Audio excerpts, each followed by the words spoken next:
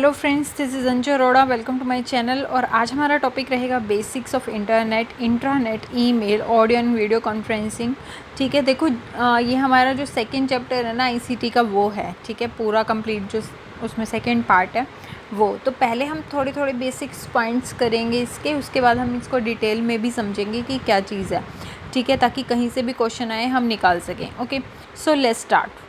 अगर हम कुछ पॉइंट्स में देखें और सिर्फ इंटरनेट के बेसिक्स देखें तो ये इंटरनेट के बेसिक्स हैं, ठीक है। ये जो है ना सब इंटरनेट के बेसिक अभी स्टार्ट हो रहे हैं हमारे, ठीक है। देखो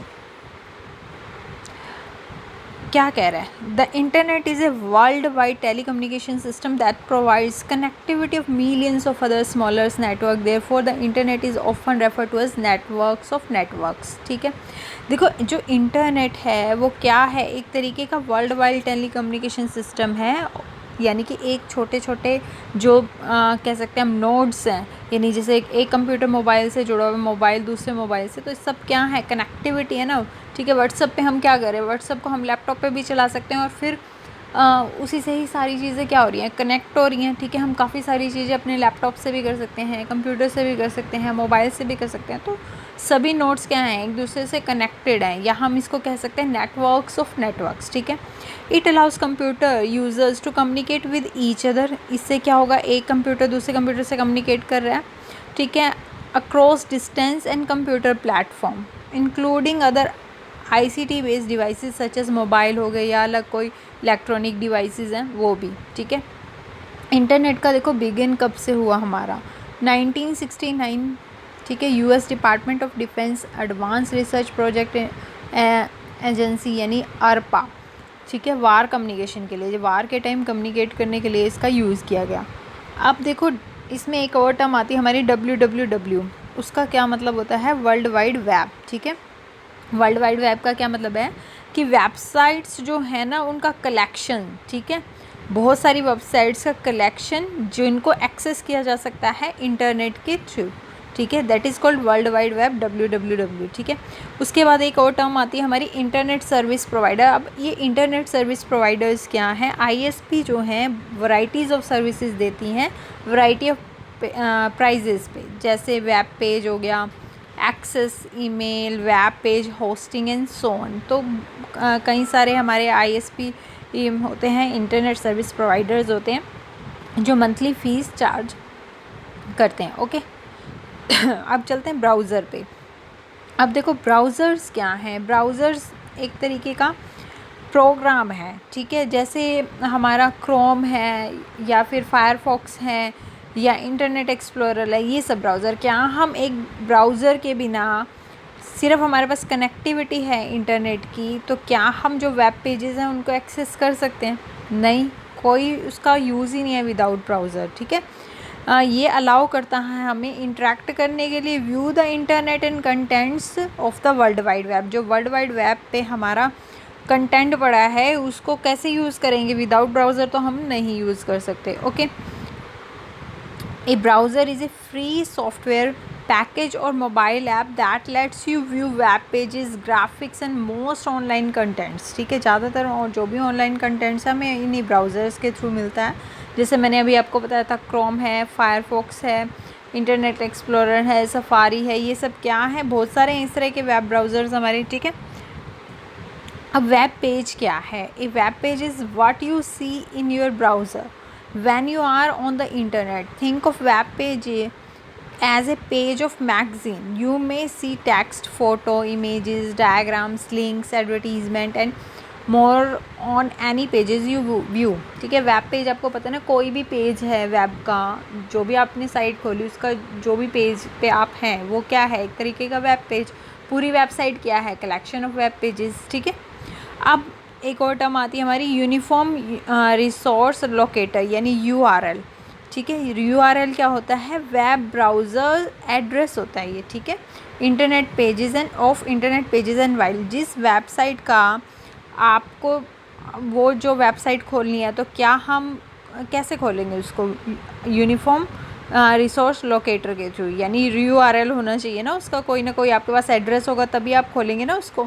URL consist of 3 parts, 3 parts होते हैं इसके। The protocol is the portion ending, जो प्रोटोकॉल होता है वो उसके पोर्शन के एंडिंग में आता है, ठीक है। Most web pages use the protocol HTTP और HTTPS। ज़्यादातर का प्रोटोकॉल क्या होता है, HTTP या फिर HTTPS, ठीक है। But there are other protocols, तो ये प्रोटोकॉल्स हम पूरा पढ़ेंगे, समझेंगे प्रोटोकॉल्स को आगे जाके। बट यहाँ अभी यही समझो कि मतलब जो एड्रेस के 3 पार्ट्स होते हैं, एंड में जो होता है वो हमारा वो प्रोटोकॉल दिखाता है जिस प्रोटोकॉल को वो यूज़ कर रहा है, ठीक है। द होस्ट और top level domain which frequently ends in .com, ठीक है। या फिर देखो जो होस्ट होता है उसका टॉप लेवल डोमेन पे क्या होता है, यानी कि ये नेट या EDU या जिस टाइप की वो ऑर्गेनाइजेशन है उसका जैसे एड्रेस लिखा होता है, ठीक है। और फाइल नेम और पेज नेम इटसेल्फ, तो ये 3 चीज़ें होती हैं। पहली जो उसका प्रोटोकॉल है, दूसरी जो लास्ट में लिखा होता है जो उसके एड्रेस के, ठीक है, .com, .net, .edu, educational website है तो .edu होगा, ठीक है। नॉन प्रॉफिट ऑर्गेनाइजेशन है तो .org होगा, ठीक है। तो और फाइल का जो नेम है वो भी, ठीक है। The domain name is the unique alphabetically based part of A URL, तो हर एक का डोमेन नेम क्या है, अलग है। हर वेबसाइट के हर पेज का जो डोमेन नेम है ना वो अलग है, यानी यूनिक है। This domain name can be officially registered with the domain registrar by a person, business और नॉन प्रॉफिट ऑर्गेनाइजेशन। अगर मैं एक अपनी वेबसाइट बनाती हूँ तो मुझे वो डोमेन नेम दिया जाएगा, मुझे उसे रजिस्टर कराना पड़ेगा, ठीक है। The top level domain name that डेजिग्नेट्स what kind of site is, for example जैसे अगर ऑर्गेनाइजेशन जो है कमर्शियल है तो मैं .com यूज़ करूँगी, नॉन प्रॉफिट ऑर्गेनाइजेशन है तो .org करूँगी, और EDU एजुकेशनल वेबसाइट है तो .edu, ठीक है। देखो जिस तरह से ये डोमेन नेम है हमारे, ठीक है, और किस लिए यूज़ होते हैं, तो इसमें से क्वेश्चन आ जाता है काफ़ी बार कि .com किसके लिए हो रहा है, कमर्शियल के लिए, EDU एजुकेशनल के लिए, GOV गवर्नमेंट के लिए, .ent जो होता है वो इंटरनेशनल ऑर्गेनाइजेशंस के लिए होता है। किसके लिए होता है, इंटरनेशनल ऑर्गेनाइजेशन के लिए, ठीक है। यहाँ ऑर्गेनाइजेशंस लिखे हुए हैं, वैसे इंटरनेशनल ऑर्गेनाइजेशन के लिए होता है ये। मिल जो है .mil मिलिट्री के लिए होता है। .net नेटवर्क प्रोवाइडर्स जो होते हैं, नेटवर्किंग प्रोवाइडर्स, ठीक है, उनके लिए होता है, उनकी वेबसाइट्स के लिए। .org नॉन प्रॉफिट ऑर्गेनाइजेशंस के लिए, ओके। तो डोमेन नेम सिस्टम है क्या, एक इंटरनेट एड्रेस हैज़ 4 फील्ड्स, जो इंटरनेट का एड्रेस है उसका 4 फील्ड्स होते हैं with the numbers, they are separated by periods और dots. This type of address is known as IP address, ठीक है। Rather than have the user name long string of number, the domain name system was developed to translate the numerical address into words। देखो हर website का अपना एक address होता है, ठीक है, अपना एक एड्रेस होता है, काफ़ी बड़ी लंबी सी स्ट्रिंग होती है। आपने कभी भी किसी का URL टाइप किया हो किसी वेबसाइट का, तो क्या वो वही रहता है जब हम उस पर क्लिक करते हैं सर्च पे, नहीं ना, एक लंबी सी स्ट्रिंग आ जाती है, काफ़ी लंबी सारी, ठीक है, उसको ओपन करने से पहले। तो ये URL जो है, यानी कि जो डोमेन नेम है किसी का, वो क्या कर रहा है, उसका लिंक है उसके एड्रेस का। आ रही है बात समझ में, उसका एड्रेस कोई और है, उसका एड्रेस काफ़ी बड़ा है जो हम याद नहीं कर सकते, तो ये डोमेन नेम क्या कर रहे हैं, उससे लिंक क्रिएट कर रहे हैं, और उसको एक तरीके से कह सकते हैं ना, यूज़र फ्रेंडली बना के एक एड्रेस बनाया जाता है, ठीक है, वो है हमारा डोमेन नेम, ठीक है। उसके बाद है SSL। The acromion SSL stands for secure sockets layer. SSL is a secure encryption web protocol used to make data safe when transmitted over the internet। यानी कि ये एक तरीके का प्रोटोकॉल ही है। मैंने आपको कहा कि जो भी प्रोटोकॉल है हम समझेंगे उनको डिटेल में, बट यहाँ आप ये समझे जो ये प्रोटोकॉल है वो किस लिए यूज़ होता है कि डाटा जो है सेफली ट्रांसमिट हो ओवर द इंटरनेट। कोई उसे मतलब कितने सारे थ्रेड्स होते हैं, ठीक है, एक डाटा को ट्रांसमिट करने के लिए। तो ये जो हमारा प्रोटोकॉल है SSL, ये क्या कर रहा है, सेफली डाटा को ट्रांसमिट कर रहा है ओवर द इंटरनेट, ठीक है। उसके बाद है web hosting. A web host is a business company that offer space, storage and connectivity in order to enable a website to be viewed by internet users. देखो जो वेब होस्ट होते हैं वो क्या प्रोवाइड करते हैं, मेरी वेबसाइट है, मुझे उसके लिए स्पेस चाहिए, स्टोरेज चाहिए, कनेक्टिविटी चाहिए, तो वो कौन देंगे, वेब होस्टिंग जो कर रहे हैं ना वो देंगे, ठीक है।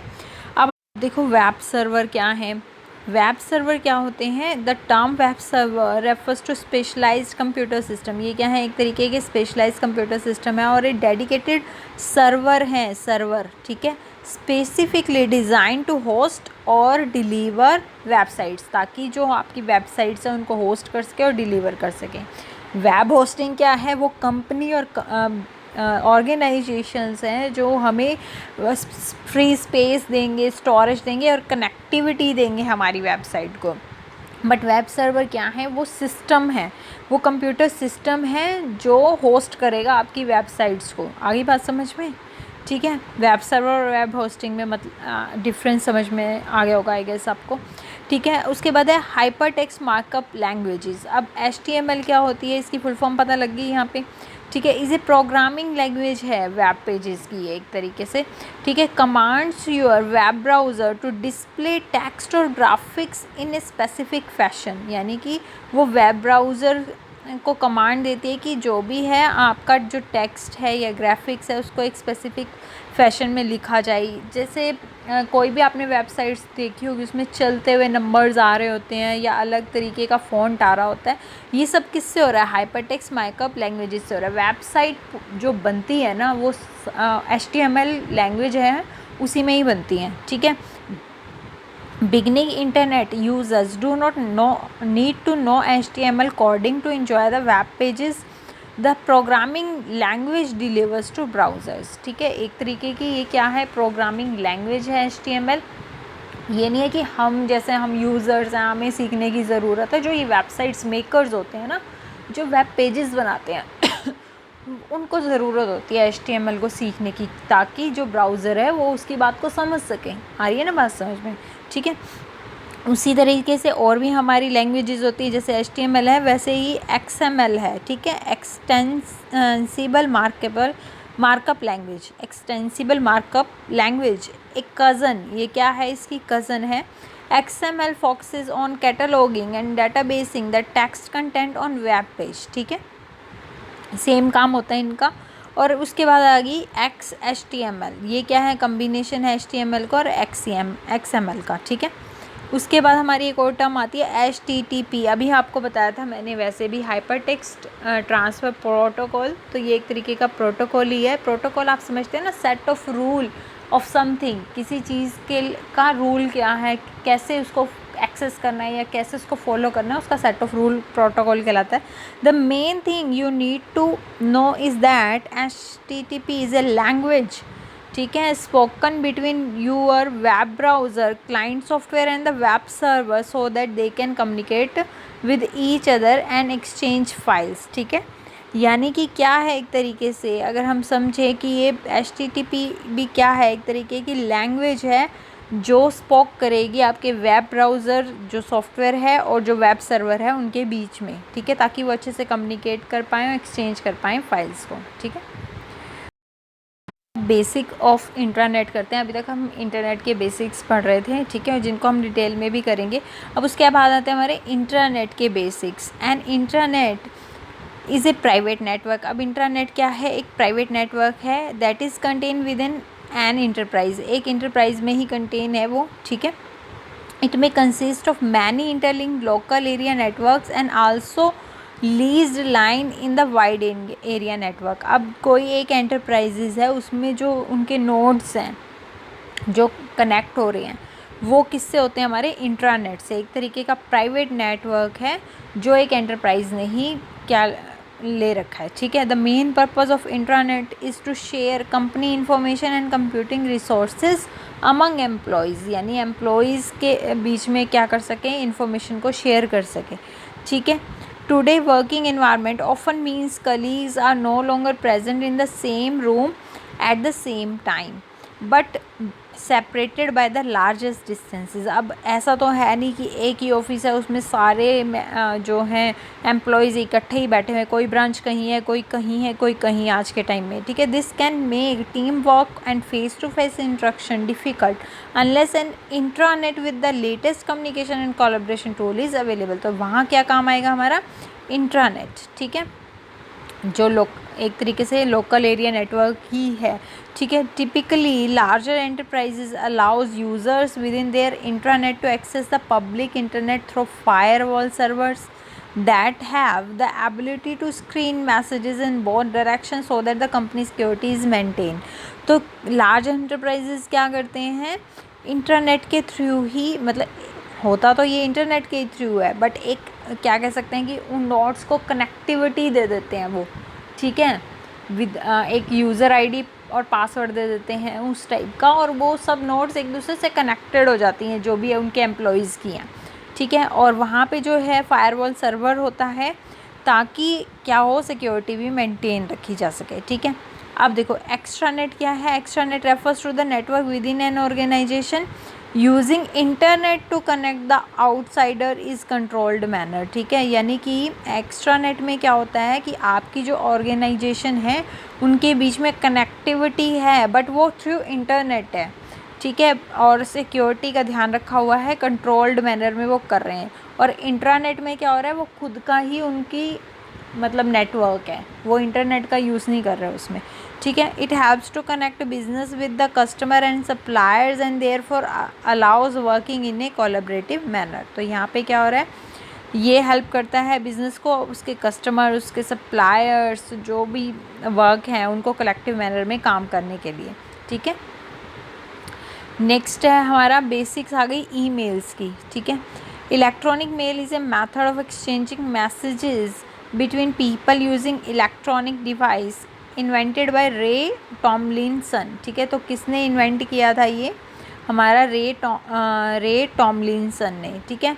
Email first entered limited use in the 1960s। तो बिल्कुल शुरू में जो है लिमिटेड यूज़ होता था 1960s में, by the mid 1970s had taken form now recognized as email। तो अब क्या बोलते हैं, मतलब इलेक्ट्रॉनिक मेल बोलते हैं उनको, ईमेल्स बोलते हैं, बहुत ज़्यादा यूज़ हो रहा है उनका, ठीक है। Email short for electronic mails consist of messages which are sent and received using internet, ठीक है। यहाँ पे क्या हो रहा है, मैसेजेस जो हैं रिसीव्ड किए जा रहे हैं, सेंड किए जा रहे हैं किसका यूज़ करके, इंटरनेट का यूज़ करके।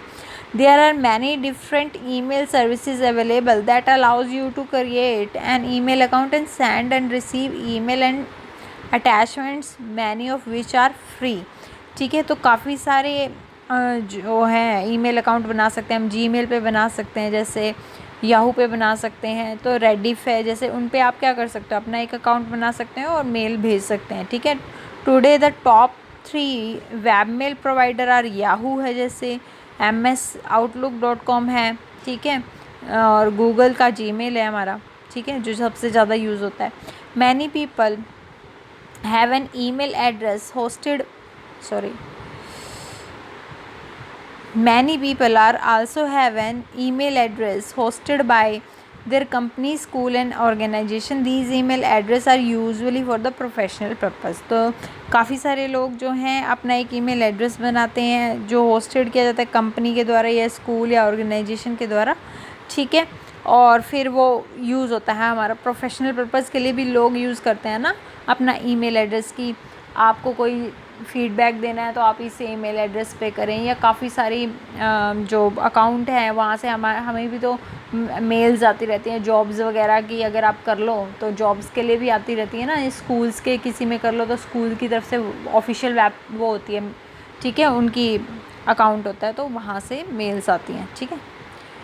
अब देखो इसमें क्या क्या चीज़ें हैं, 5 चीज़ें हैं, ठीक है, 5 फील्ड होते हैं, from, date, to, subject, CC and BCC। तो ये तो आपको पता है फ्रॉम का मतलब क्या होता है, ठीक है ना, डेट का भी मतलब पता है, टू जिसको हम कर रहे हैं, सब्जेक्ट भी आपको जो टॉपिक है वो, तो CC एंड BCC क्या होता है उसको हम समझेंगे।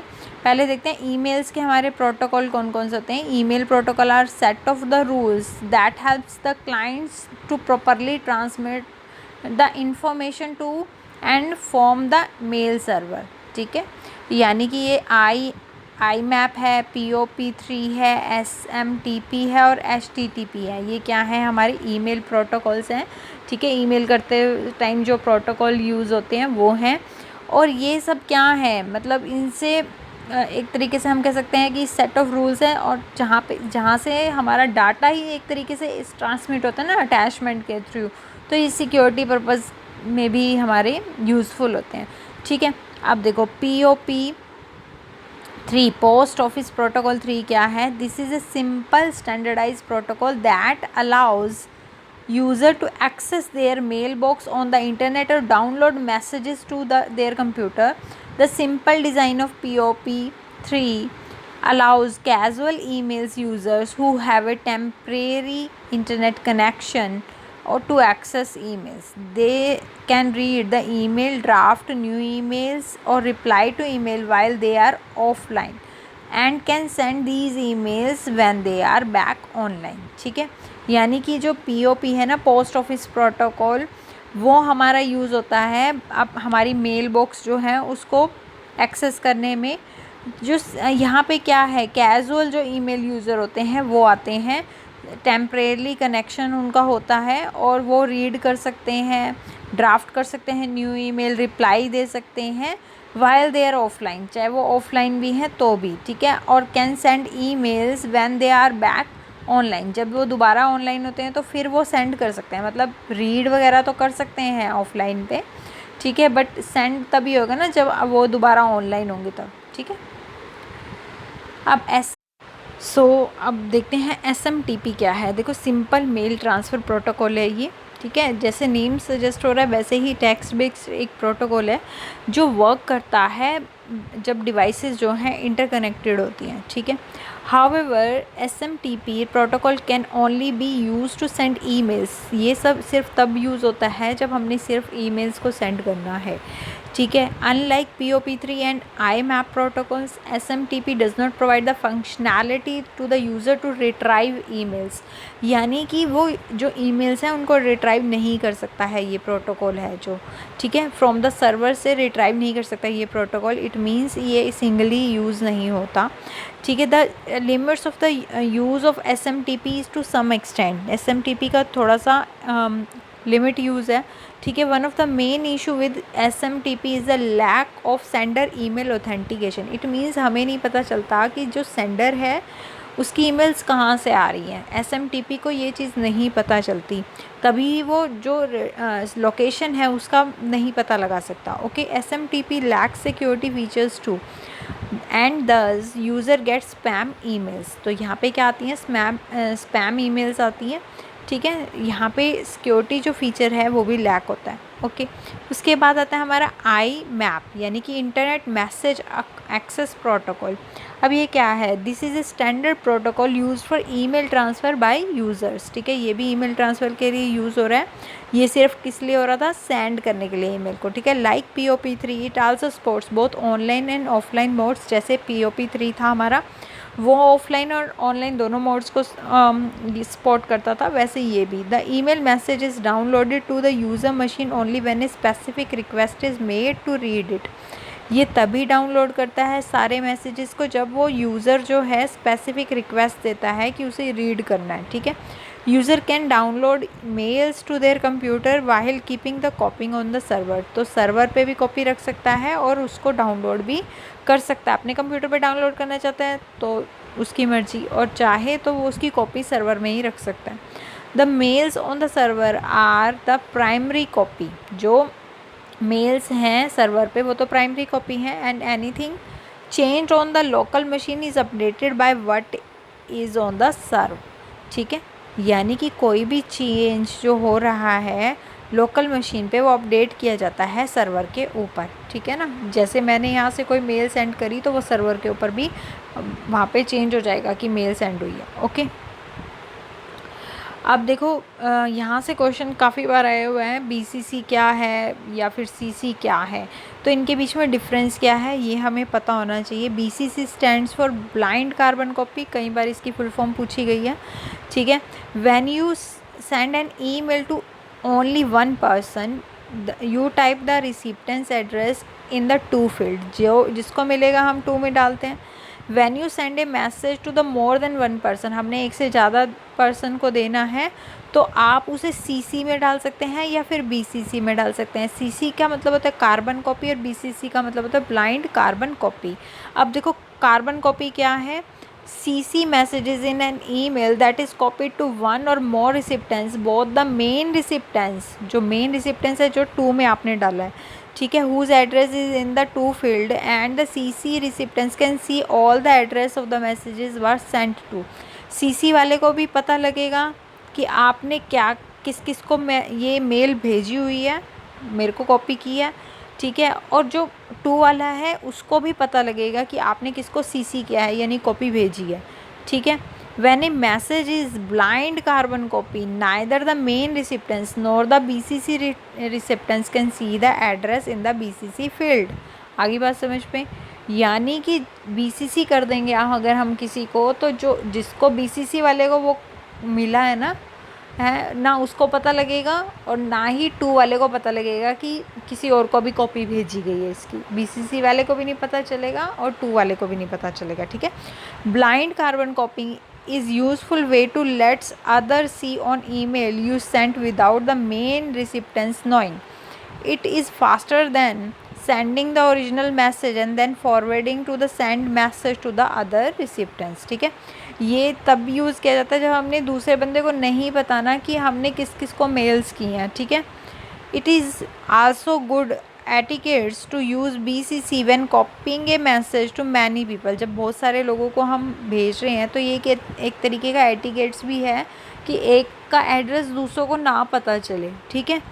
This prevents the email address from being captured by someone in the list who might them for spamming purpose. तो हो सकता है कि दूसरा कोई किसी को ईमेल एड्रेस मिल जाए तो वो स्पैमिंग के लिए उसका यूज़ करे। However if it is important that the each recipients knows who your message was sent to, use the carbon copying instead. अगर ऐसा नहीं है, आपको लग रहा है कि वो सारे ही एक दूसरे से रिलेटेड हैं, एक दूसरे को जानते हैं, तो आप कार्बन कॉपी यूज़ कर सकते हैं। आ रही है ना बात समझ में। मान लो मैंने कोई अपनी PDF कई सारे स्टूडेंट्स को देनी है, तो मैं क्या करूँगी, बीसीसी का यूज़ करूँगी ना, क्योंकि मैं नहीं चाहती कि एक स्टूडेंट को दूसरे स्टूडेंट की ईमेल आईडी पता चले, क्योंकि वो उसके लिए स्पैमिंग के लिए भी उसका यूज़ कर सकते हैं या कुछ और भी यूज़ हो सकता है, क्योंकि वो स्टूडेंट्स जो हैं वो एक दूसरे से रिलेटेड नहीं है, ठीक है। बट सीसी का मैं यूज़ कब करूँगी, जब मैंने अपने रिलेटिव्स या कोई मेरे कलीग्स हैं उनको देना है, वो सब एक दूसरे को जानते हैं, मैं सीसी कर सकती हूँ, कार्बन कॉपी दे सकती हूँ कि उसको पता लगे कि हाँ ये कॉपी उसको भी दी गई है, ठीक है। तो प्रोफेशनल में जो यूजेस होते हैं उसमें सीसी काफ़ी यूज़ किया जाता है कि जैसे आपने किसी रिजेंटली अपने किसी कलीग को कोई मेल की, तो आप अपने हेड को भी सीसी कर देते हैं कि देखो मैंने उसको ये मेल की थी। आ गई बात समझ में, सीसी और बीसीसी, ठीक है। अब कुछ बेसिक्स हैं जो ऑडियो एंड वीडियो कॉन्फ्रेंसिंग के हैं, सिंपल सा ये भी। When a number of participants of a meeting are using telephonic instrument to communicate with each other then it is use as audio conferencing, ठीक है। जब हम कोई इंस्ट्रूमेंट टेलीफोनिक यूज़ करते हैं, ठीक है, तो उसे हम ऑडियो कॉन्फ्रेंसिंग कहते हैं। अब तो होती है ना फ़ोन पे भी हम कॉन्फ्रेंस कर सकते हैं ना, 3-4 बंदे इकट्ठे एक बार में बात कर सकते हैं, ठीक है। When 2 or more people use digital platform communicate and collaborate with each other to achieve a common goal effectively, then it is known as video conferencing mode of communication or a tool face to face। जब video पे चला लेते हैं, आजकल होती है video conferencing के through ही हो रही है, ऑनलाइन क्लासेस लग रही हैं, लाइव क्लासेस, तो फेस टू फेस क्या होता है, वहाँ पे कॉन्फ्रेंसिंग होती है। There are many online tools हैं, ठीक है, incorporating the range of option free 1-to-1 audio conferencing all the way to